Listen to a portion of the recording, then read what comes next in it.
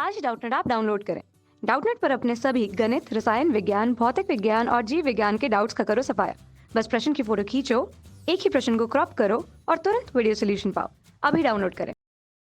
नमस्कार दोस्तों, स्वागत करता हूं। आप सभी का प्रश्न है, निम्न में प्रत्येक के अंदर दक्षिणावर्त स्पिन वाले इलेक्ट्रॉनों की संख्या ज्ञात करो।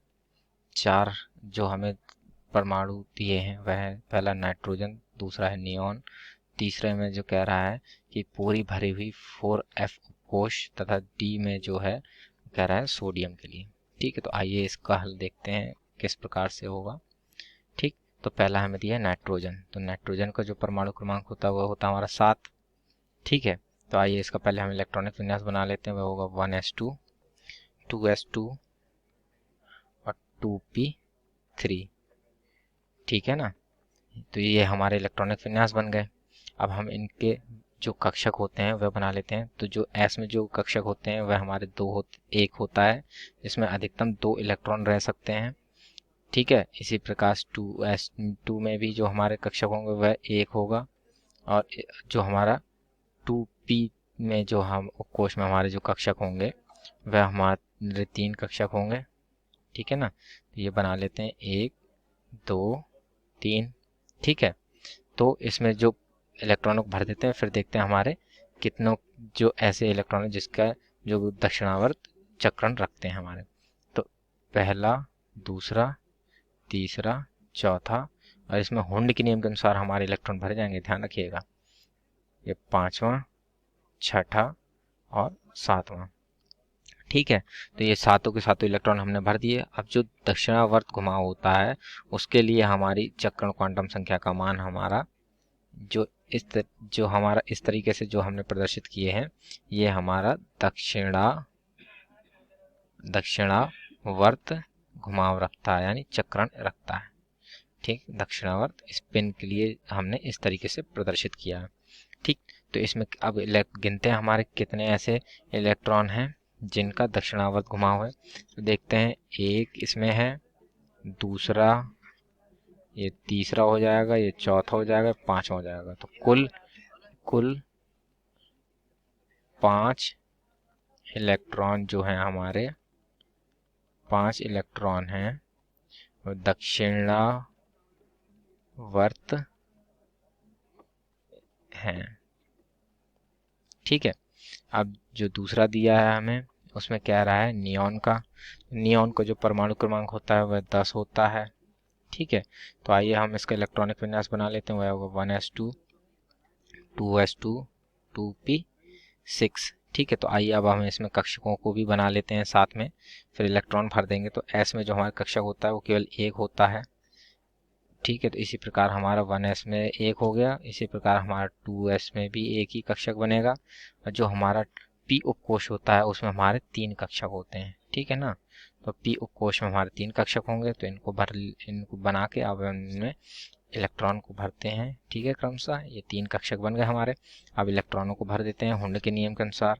तो पहला, दूसरा, तीसरा, चौथा, 5वां, छठा, 7वां, 8वां, 9वां, 10वां। ठीक है, तो इस तरीके से 10 इलेक्ट्रॉन भर गए। तो अब हम देखते हैं इसमें दक्षिणावर्त घुमाव वाले कितने इलेक्ट्रॉन हैं। तो यहाँ पर जब हम देखते हैं तो ये पहला जो इलेक्ट्रॉन है ये हमारा दक्षिणावर्त घुमाव रखेगा। ये दूसरा हो गया, ये हमारा तीसरा है, ये हमारा चौथा हो गया, और ये हमारा 5वां हो गया। तो इस प्रकार से जो हमारे 5 इलेक्ट्रॉन हैं यहाँ पर, ठीक है ना, इसमें भी हमारे कुल 5 इलेक्ट्रॉन जो हैं हमारे वह दक्षिणावर्त हैं। ठीक है ना। ठीक, अब हम देखते हैं जो हमारे इसमें तीसरे नंबर में जिसके बारे में बात की थी वह था पूरी तरह से पूरी भरी हुई 4f उपकोष। ठीक है ना, तो 4f उपकोष जो होती है, 4f उपकोष जो होते हैं उसमें हमारे कितने 7 कक्षक होते हैं। ठीक है, तो कितने 7 कक्षक होते हैं। ठीक, तो आइए इनको हम पहले बना लेते हैं। फिर उसमें जो पूरी तरह से, जैसा कह रहा पूरी तरह से भरे हैं, तो हम इसमें उसमें पूरी तरह से भर के फिर देखते हैं हमारे जो उसमें कितने इलेक्ट्रॉन दक्षिणावर्त होंगे। तो 1 2 3 4 5 6 और 7। ठीक है, 7 हो गए हमारे। अब इनको हम हुंड के नियम के अनुसार पूरी तरीके से भर देते हैं, जैसे कि इसमें कहा था पूरी भरी। ठीक है ना, पूरी पूरी भरी। ठीक है ना, 4F ऑफ कोश। तो आइए भर लेते हैं इसमें। 1 2 3 4 5 6 7 8 9 10 11 12 13 14। ठीक है, तो इस प्रकार से हमारे जो 4F कोशेस में हमारे 14 इलेक्ट्रॉन भर गए। अब हम देखते हैं कि हमारे दक्षिणावर्त कितने हैं। तो ये 1 2 3 4 5 6 और ये 7। इस तरीके से कुल हमारे 7 इलेक्ट्रॉन जो हैं वो दक्षिणावर्त घुमाव के हैं।